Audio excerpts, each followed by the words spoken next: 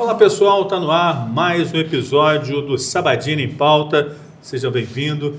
E hoje nós vamos falar um pouco de uma coisa que está na vida de todas as pessoas, o dia a dia, seja para sair do vermelho, seja para investir em alguma coisa, empreender, lidar com as finanças, falar um pouco sobre a tecnologia também, a inteligência artificial, como pode ajudar na questão das finanças no nosso dia a dia, E como pode ser aliada, para ganhar dinheiro, para viver melhor.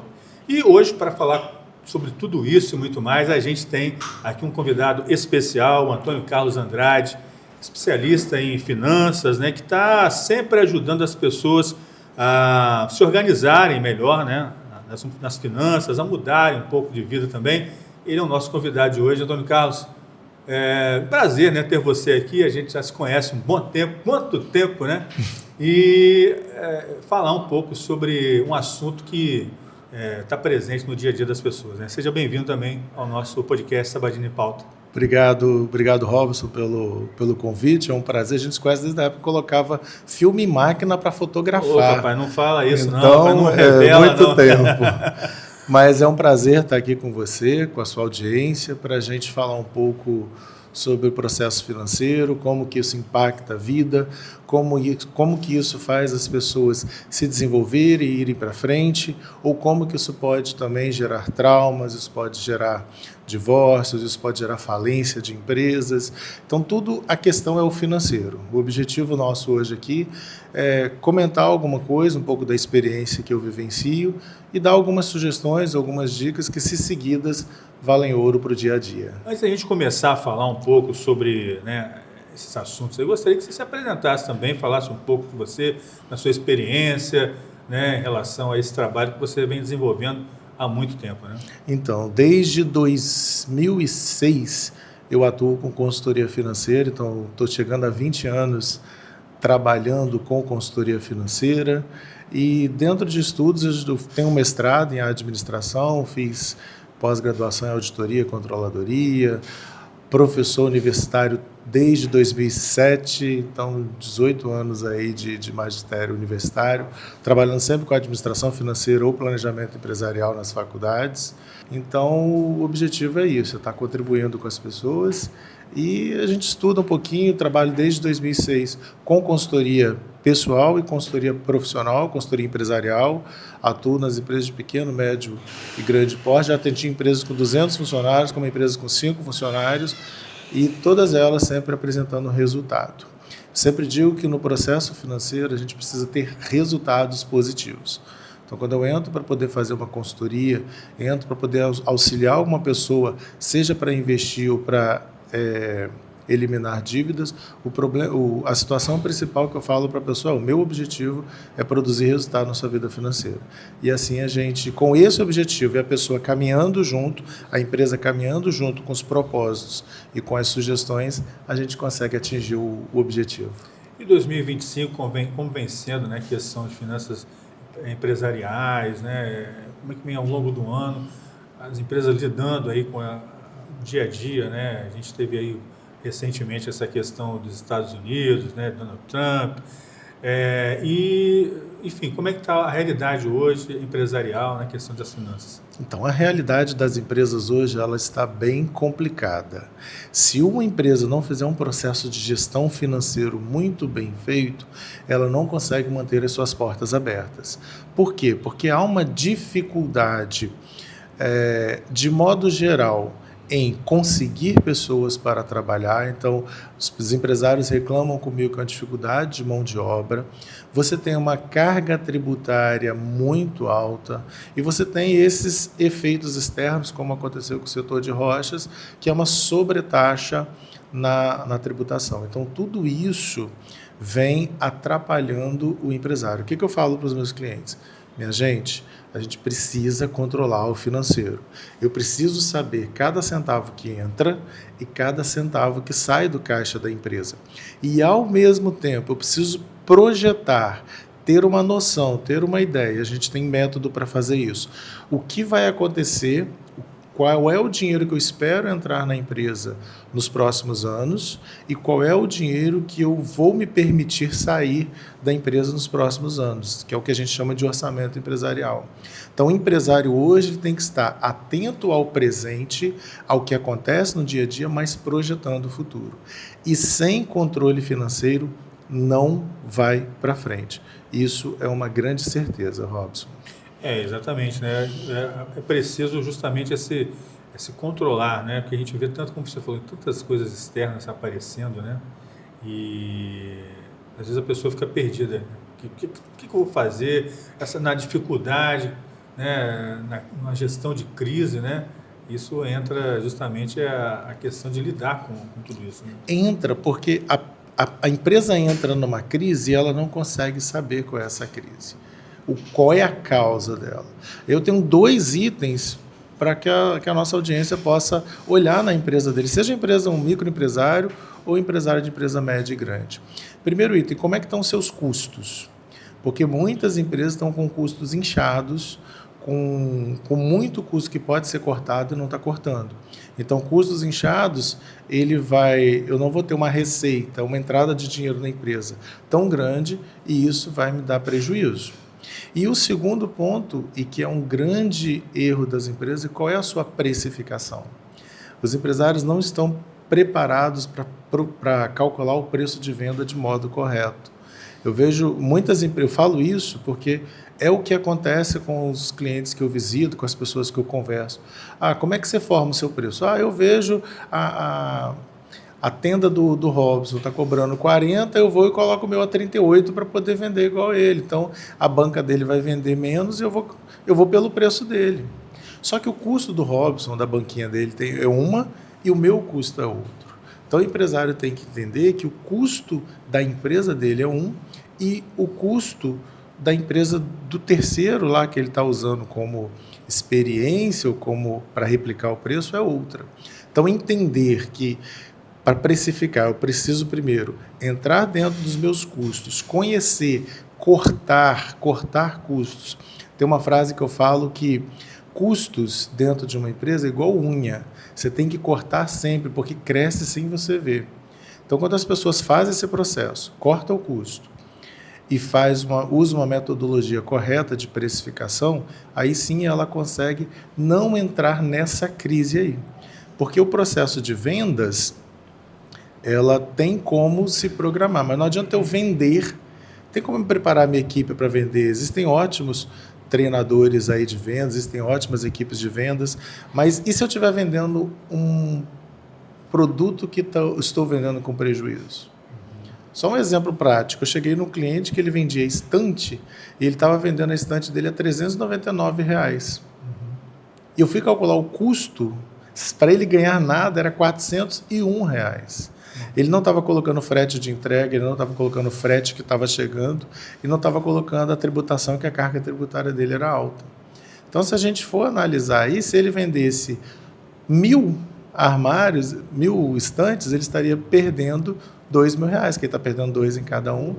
Então, muitas vezes, o processo não é só vender, ou não é a venda que está gerando a crise na empresa. É olhar para os meus números e entender como é que estão esses números. Aonde que eu estou tendo, onde que está entrando dinheiro e para onde esse dinheiro está indo. E não tem como fazer isso se a gente não faz uma organização dos controles financeiros. Seja num sistema, seja no Excel.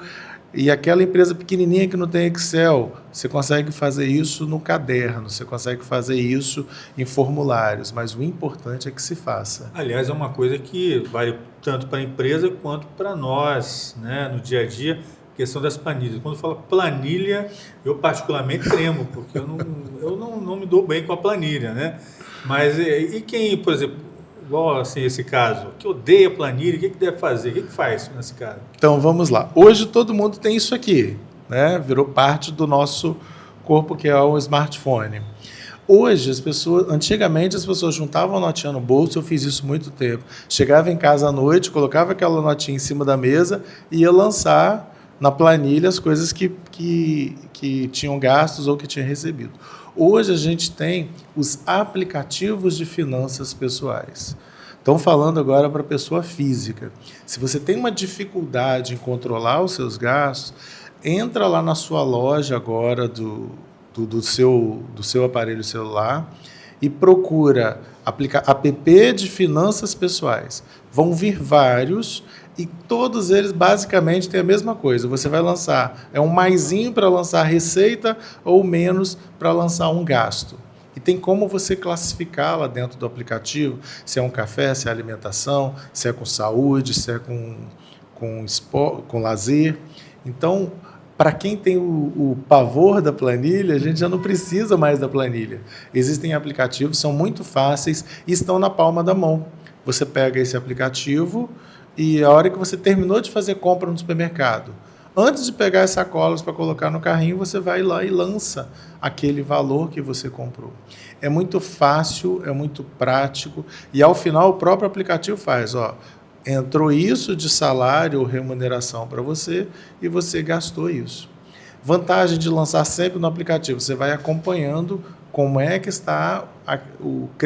estão crescendo os seus gastos.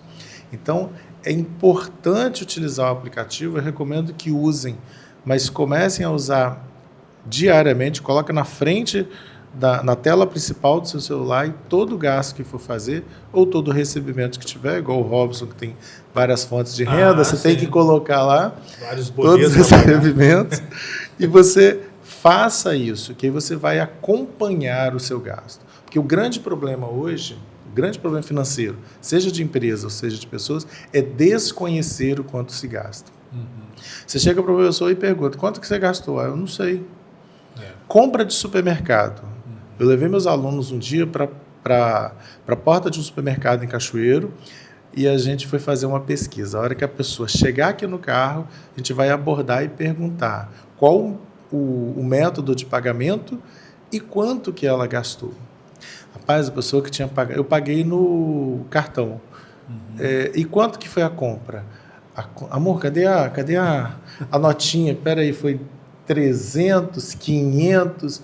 Por quê? A pessoa fica na fila, mexendo no celular, olhando para o vento, na hora que vai passar. Principalmente acontece muito com cartão de débito e crédito. A pessoa não enxerga o valor.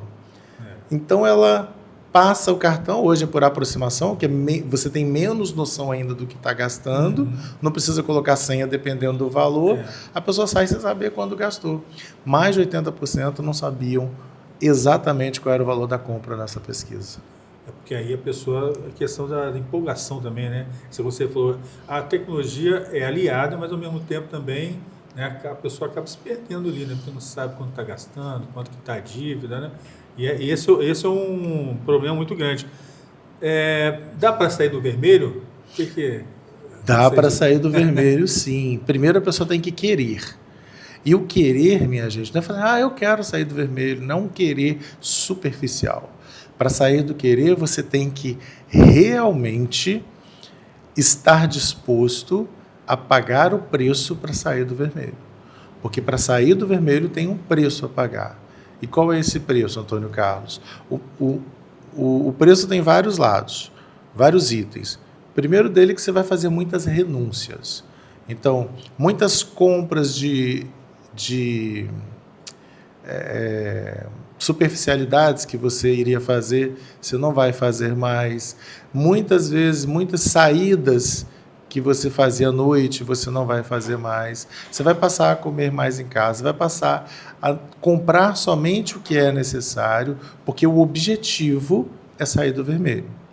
Então, primeira regra para sair do vermelho, saiba qual é o tamanho da sua dívida. Que engraçado, Robson, que eu encontro muitas pessoas que estão endividadas, mas eu pergunto, tá bom, quanto que é a sua dívida? Eu não sei, eu sei que eu tenho uma dívida no banco A, banco B, banco C, e tem esses monte de carnê aqui, mas não sei quanto é não. De medo que a pessoa tem de saber quanto que ela tem para poder pagar. Então, o primeiro item é isso, saiba quanto que você deve. Depois, sabendo o quanto eu devo, você vai se programar para negociar e cortando esses excessos que eu falei, você vai cortar o cafezinho, vai cortar as saídas, você vai cortar gastos desnecessários, você vai aprender a viver só com o básico. Você vai ficar 6 meses, 1 ano, 2 anos só com o básico, mas você vai ter seu nome limpo. Você vai ficar só com o básico, mas você vai poder deitar sua cabeça no travesseiro e ter tranquilidade de não estar devendo ninguém. Até porque hoje o que a gente tem é empréstimo, né? Cartão de crédito, cartão de débito, né? Entra tudo, é uma bola de neve que a pessoa não consegue sair, né? Não sair do buraco. Não consegue. E, assim, para sair da dívida é isso. E para não entrar em dívida, uma recomendação básica é ter noções básicas. Recomendação básica é ter noções básicas, ficou até bonito isso. Ter noções básicas de juros. Cartão de crédito, 12%, 14% ao mês. Quanto que isso representa? Um limite especial no banco, 8, 9, 10, quanto que isso representa? Então, as pessoas precisam entender para não entrar, porque senão a pessoa vai pegar dinheiro no banco para poder pagar um carnê ali, que no carnê ele vai te cobrar 2%, você vai pegar 4% no banco. Então, entender um pouco de juros é importante para a pessoa não se endividar. Mas a regra maior para não se endividar é gastar sempre menos do que você ganha. Essa é a regra básica. Essa é a regra básica de finanças. Gaste menos do que você ganha. E para complementar essa regra, invista o restante com sabedoria. Então, você pode ganhar um salário mínimo. Se você conseguir gastar menos do que o salário mínimo, você vai sobrar nem que seja R$10 para você colocar numa caderneta de poupança. Mas o prazer de você ter vencido o mês e ter sobrado algo. E é importante as pessoas entenderem isso porque as pessoas confiam no cartão de crédito. Eu vou comprar porque eu jogo lá no cartão, divido em 4 vezes no cartão, mas a semana toda ele está dividindo em 3, 4 vezes no cartão. Isso vai inchar as próximas parcelas. E aí é maravilhoso quando o dono do banco, o gerente do banco, fala assim, olha, o seu cartão vamos supor, um exemplo, 14 mil limite, né, do seu crédito, 14 mil, o cara fica doido na hora. Aí sai gastando, não, 14 mil, né, vai. Quando chega, não tem mais nada. Você tocou num assunto importantíssimo. Limite de banco, limite do especial, limite do cartão, não tenham limite altos. Porque a tentação mental de usar aquilo é muito grande. Então, eu acho interessante ter um limite razoável, um limite de acordo com a sua capacidade. Mas, igual você falou, 14 mil de limite... A pessoa vai, porque eles colocam no extrato do banco, aí vê lá, saldo, R$2, limite, 14 mil, saldo total disponível, 14.002. O que vai ficar registrado na mente da pessoa é 14.002. E aí, não, mas eu posso gastar porque tem um limite lá, depois eu pago. Tem um limite lá, depois eu pago. Isso. E usar esse limite do especial bancário ou do cartão de crédito, ele é assim, na certa você vai ter problema com endividamento. Agora, tem aquela pessoa também que está nos ouvindo e fala assim, mas eu assim, não tenho dívida, eu estou bem, né? Não estou no vermelho, estou azul. E a dica para ele também, para que se mantenha ali também, né? Você já falou algumas coisas assim, mas para quem não tem dívida, continua investindo.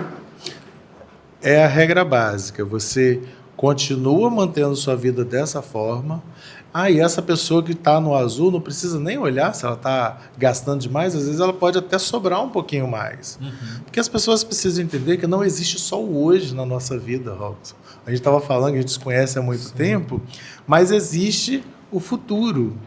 Então, tudo que eu fizer hoje, que eu puder viver bem hoje, mas puder guardar, puder programar para que no futuro possa me auxiliar e eu não precisar trabalhar demais, é interessante. Então, essa pessoa que está no azul, ela tem que investir esse dinheiro, gaste menos que ganhe, invista com sabedoria. Procura um profissional especializado para poder dar as sugestões de onde ela pode investir, quais são os investimentos que ela suporta. Às vezes vai investir em imóveis, às vezes vai no mercado financeiro, às vezes... Então, existem várias formas de se investir. Então, é bom, quem tem um dinheiro sobrando, quem está com um valor relativamente bom aí, analise a contratação de um assessor financeiro para ele poder te dar sugestões do que você fazer para investir esse dinheiro com sabedoria.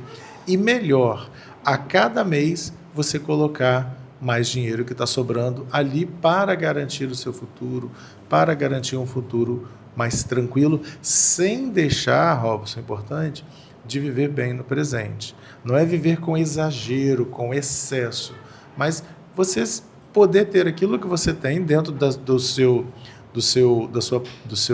poder financeiro, sua capacidade financeira, mas não extravagando, não usando de excessos para que possa também guardar um pouquinho para o futuro.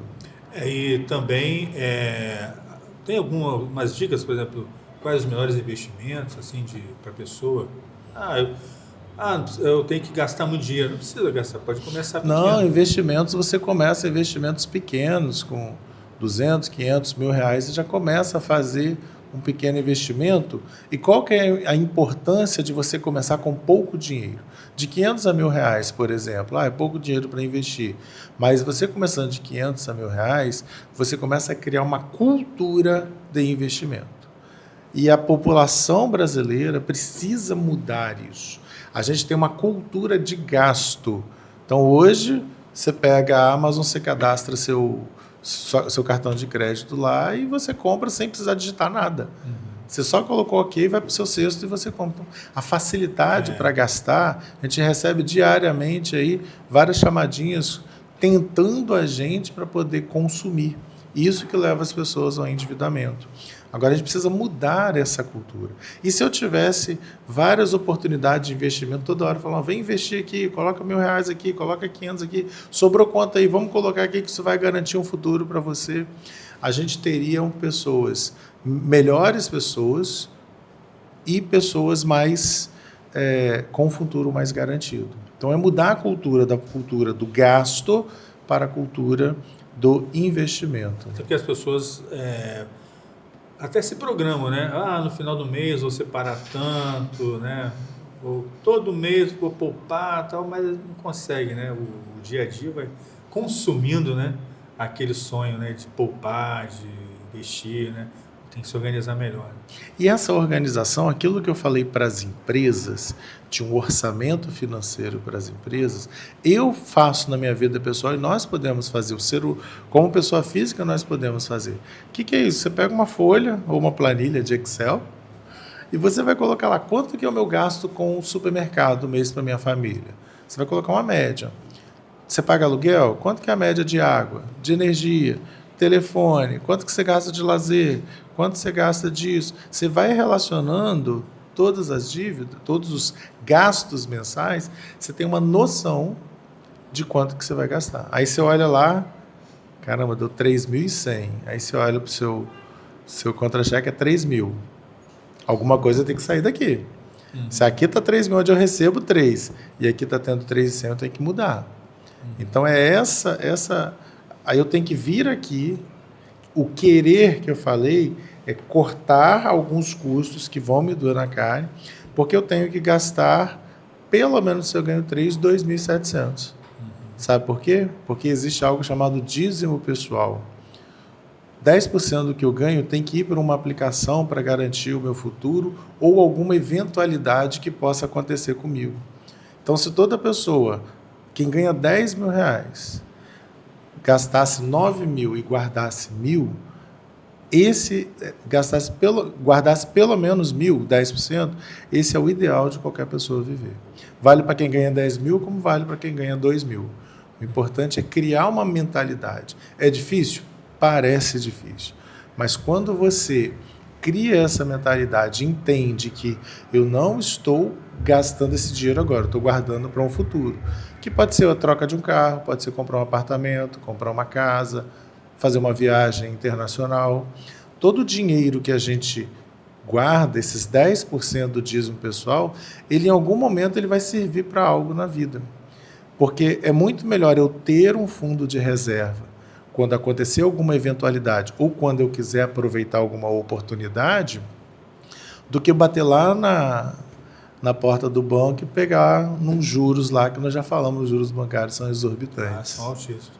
E para quem quer empreender, né? Hoje eu quero abrir um negócio, né? Começar ali alguma coisinha. Quais as dicas que você dá, né, para quem está pensando em ser um empreendedor? Empreender, tradução da palavra é fazer acontecer. Então, primeira regra, faça acontecer. Conheça bem o negócio que você quer empreender. Entenda, o que eu quero empreender? Eu conheço daquilo? Ah, não conheço. Estude aquilo. Domine aquilo, não para você trabalhar, depois você contrata pessoas, mas para você entender todo o processo. E depois que você entendeu qual é o processo, o que você precisa para começar? Comece pequeno. Não pense em ir no banco e pegar um financiamento para muita coisa. Comece pequeno. Como é que eu posso começar pequeno? E faça acontecer, e comece. Não fique esperando melhorar a economia do país, esperando melhorar a taxa de inflação, esperando melhorar. Não fique esperando nada, porque o empreender é fazer acontecer, e você, o empresário, é quem faz as coisas acontecerem. Que move esse país são os empresários, com as suas empresas, gerando salários, gerando renda, gerando impostos. Então, nós precisamos, empresários, precisamos ter essa capacidade de realmente começar a fazer. Verifique o que você precisa para começar o mínimo. Comece, encontre um cliente aqui, outro cliente ali. Se você não tem capital para começar grande, fazer uma estrutura boa e já começar com uma equipe, você pode começar sozinho, você, talvez um familiar. As grandes empresas começaram numa garagem, por que você não pode começar? E aos poucos você vai crescendo, porque trabalhando com seriedade, trabalhando com controle, principalmente, e desde o início, o empreendedor, desde o primeiro momento que você abriu o seu negócio, comece a controlar os gastos, controlar todo o dinheiro que entra e todo o dinheiro que sai, que aí a tendência é ser sucesso na certa. Com certeza, né? Porque, como você falou, é interessante. Começar ali, tá, tem um negocinho, tem uma garagem, tem uma coisa pequena. Às vezes a pessoa até tem uma rejeição, né? Ah, não, quero começar grande, né? Não, mas ali, começa devagarzinho, né? Que você vai aos poucos, né? Tendo sucesso, aumentando suas vendas. Né? Sim, e o importante, foi bom você ainda levantar esse assunto, que ele pode começar pequenininho, sim, mas a mentalidade tem que ser mentalidade de grande. Todos que começaram pequeno, eles começavam pequeno, mas tinham uma mentalidade grandiosa. E isso é que fez, hoje eu estou aqui, mas eu quero chegar lá. Então, planejar onde você quer chegar é importante. Comece pequenininho, com poucas coisinhas ali, você e um outro familiar, mas a mentalidade é, eu não vou ficar assim há muito tempo. A mentalidade é onde você quer chegar, vai ser com X funcionários, numa estrutura de tantos metros quadrados. Fazendo isso, as coisas acontecem. Mas está tudo aqui, ó. Eu não posso ter medo. A mesma coisa que eu não posso ser um aventureiro, mas eu não posso ter medo. Mas correr riscos calculados é uma das qualidades do empreendedor. Bem, eu vejo que você sempre agora está falando sobre inteligência artificial, né? Que é um assunto que vem dominando, as pessoas cada vez mais vêm se interessando por isso. Nas finanças, onde que entra a inteligência artificial para cuidar das finanças, para cuidar, né, do dia a dia nosso? Então, a inteligência artificial ela veio para ajudar o ser humano em muitos recursos.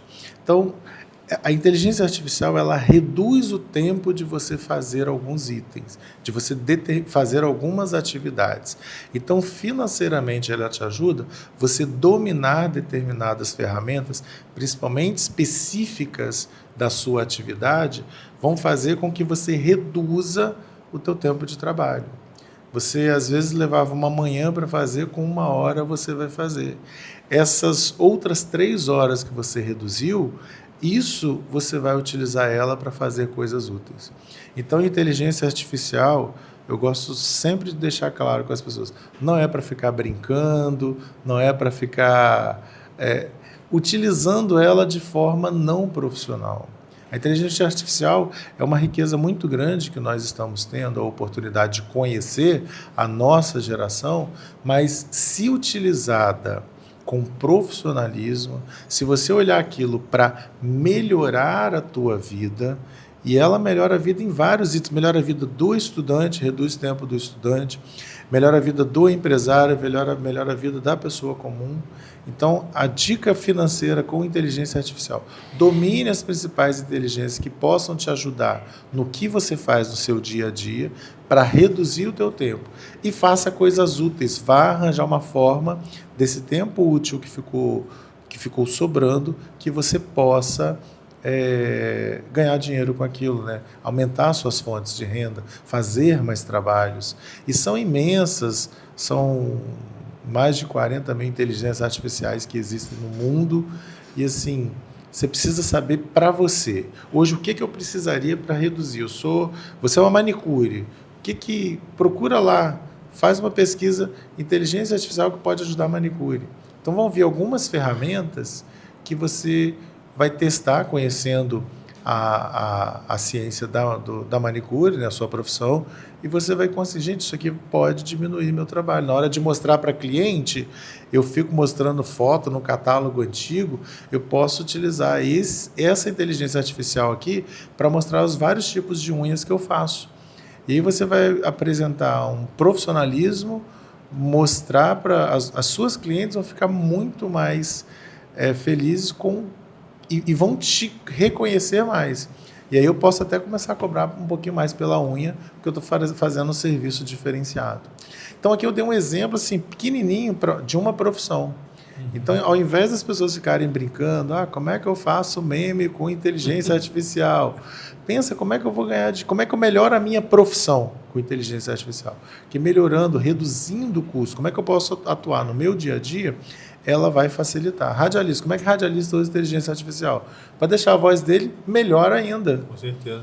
Então, hoje tem para ajudar você, onde ou você vai ganhar dinheiro reduzindo o tempo, ou você vai ganhar dinheiro sendo um profissional e podendo cobrar um valor mais justo, um valor maior, mais justo pela qualidade de trabalho que você está apresentando. Não deve ser visto como uma ameaça, e sim como uma grande aliada na inteligência artificial. A inteligência artificial é uma ameaça para os acomodados. Aquelas pessoas que têm aversão à tecnologia e acham que a inteligência artificial é um bicho de 7 cabeças. É a coisa mais simples do mundo. É trabalhar porque você olha, a básica delas é uma caixinha para você digitar um texto. É só isso. Então, é uma coisa básica. Então, fica o conselho. Joga essa rejeição de lado, começa a entender, porque todos nós podemos utilizar a inteligência artificial para facilitar a nossa vida, para mostrar melhor o nosso trabalho, se você tem como fazer isso no seu trabalho, ou melhorar a sua vida pessoal no dia a dia também. Você falou sobre conselho, né? A gente vai chegando aí ao final de 2025, né? Chegando em 2026, e as pessoas sempre nessa época do ano começam a fazer aquelas análises, né? Vamos fazer a retrospectiva do ano, o que deu certo, o que não deu para 2026, aí vou me planejar, aí faz aquele monte de planos, né? Qual o conselho que você deixa, né, para esse final de ano, esse restinho de ano que a gente tem ainda, né? E para 2026, quais as tendências, o que a gente pode esperar desse 2026?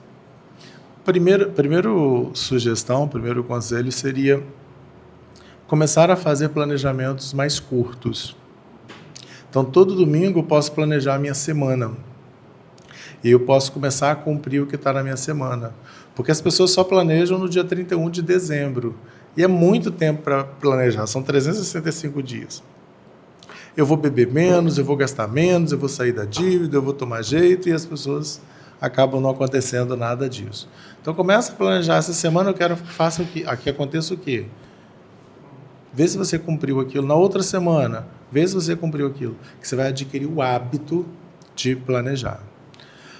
A outra sugestão assim, para 2026 é um ano de desafios, como todos os anos são.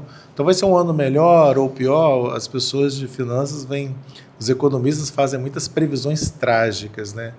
Eu, como consultor financeiro, como empreendedor, que conheço a vida dos empreendedores, eu falo, acreditem em vocês. Não importa se você é uma dona de casa, se você é um trabalhador de CLT, se você um empresário, microempresário, médio ou grande empresário. O importante é que você acredite em você. Eu não posso ficar dependendo do governo, dependendo da igreja, dependendo da sociedade para as coisas acontecerem na minha vida. Ano que vem vai estar melhor a situação de taxa ou não? Claro que a gente vai sempre analisar cada passo que vai dar, que a gente dê. Mas primeiro eu preciso acreditar em mim. Primeiro eu preciso entender que eu sou capaz de fazer acontecer o meu ano de 2026. Então, como eu falei, você começando a planejar semana a semana, eu vou planejar nessa semana fazer isso. Aí no domingo, caramba, eu fiz. Agora eu vou planejar fazer isso. Quando chegar lá em 31 de dezembro, você vai planejar talvez o seu janeiro já todo e conferindo ele semana a semana. E ele vai acontecer porque você acreditou. Você teve capacidade de planejar e saber que você pode realizar aquilo. Eu falo muito que a gente precisa confiar no nosso potencial. Tem os fatores externos? Tem tributação, tem governo, tem uma série de situações. Tem inteligência artificial, que muita gente tem medo, mas mais importante é o que eu posso fazer e o que eu sou capaz de fazer e se eu realmente confio em mim. Se você confiar em você, sua vida em 2016 vai ser diferente. Se você tiver em dívida, você sai com dívida. Se tiver fazendo algum investimento, você vai triplicar seus investimentos. E se você está para começar a abrir um negócio, acho que depois da nossa conversa aqui, você já vai abrir seu empreendimento e você vai ver que confiando em você, ele vai para frente. Show de bola, Antônio Carlos. Antônio Carlos, naquela mente. Cheguei! É internacional, global. Antônio Carlos, obrigado pela sua participação, né, aqui no nosso episódio do Sabadini em Pauta. Espero que seja a primeira de muitas, né? Você tem outros assuntos, vários assuntos, até hipnose, hein? Vamos marcar aí um episódio de hipnose. Exatamente. Hipnotizar o Sabadini em Pauta. Vamos hipnotizar o Sabadini, ou se alguém da audiência quiser, vamos sortear alguém da audiência para hipnotizar aqui. Vamos fazer isso, né? Para vir, para movimentar, porque é um assunto também que as pessoas despertam muito curiosidade, né? Sim. E é um trabalho muito amplo, né? Que ajuda muitas pessoas, né? A se desenvolver. Né? Mas eu quero agradecer você, primeiramente, pelo convite, agradecer a sua audiência aí. E estamos aí para o que der e vier. Eu acredito muito em mim, espero que vocês acreditem em você. Foi um prazer, uma honra. Muito obrigado por me trazer aqui hoje. O prazer foi nosso, uma honra muito grande. E você que acompanhou até agora esse episódio do Sabadini em Pauta, se gostou, né? Achou que esse assunto, né, foi de real interesse, também para um familiar seu, para um amigo seu, compartilha com ele, né, que precisa ouvir alguma coisa, como eu disse, Antônio Carlos, precisa empreender, precisa investir melhor as suas finanças. E não esqueça, né, de, como eu disse, compartilhar, seguir aí o nosso Sabadini em Pauta, tem os outros episódios também. E se você quiser dar uma sugestão para a gente de um assunto legal, pode entrar, né, nas nossas redes sociais e bater um papo com a gente. E também que você pode fazer também o nosso Sabadini em Pauta ficar cada vez melhor. Sempre aqui um episódio, uma conversa leve, descontraída, com conteúdo legal para você. Um grande abraço, até a próxima.